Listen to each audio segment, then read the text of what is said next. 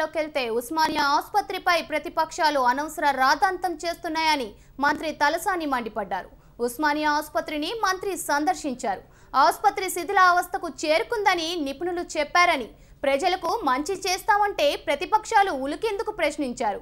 ప్రభుత్వంపై కావాలనే విమర్శలు చేస్తున్నారని, అలాంటి వాళ్ళు వాస్తవ పరిస్థితిని అర్థం చేసుకోవాలని సూచించారు తలసాని.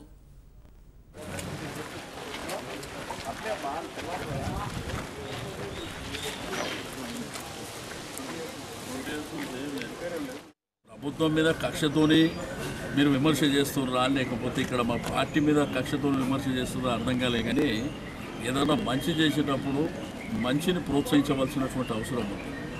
అంతేగాని ఉన్నాయి హెరిటేజ్ బిల్డింగ్స్ ఉన్నాయి, చాలా ప్రాంతాలలో ఉన్నాయి. బట్ ఎలాబరేట్ కండిషన్ వచ్చినప్పుడు ఏం చేయాలి అది కూడా చెప్పాలి కదా. అంటే కొన్ని వేల మంది పేషెంట్స్, వందల మంది డాక్టర్లను ఇక్కడ పెట్టుకొని అది కూలిపోయినా పర్వాలేదని వాళ్ళ ఆలోచన. కాబట్టి ఇప్పటికైనా కానీ రాజకీయ పార్టీలు బుద్ధి తెచ్చుకోవాలి. మీరు చేయలేనటువంటి పని ప్రభుత్వం చేయడానికి సిద్ధమవుతున్నప్పుడు మీరు సహకరించకపోయినా పర్వాలేదు, సైలెంట్గా ఉంటే బెటర్ అని చెప్పి నేను తెలుసు.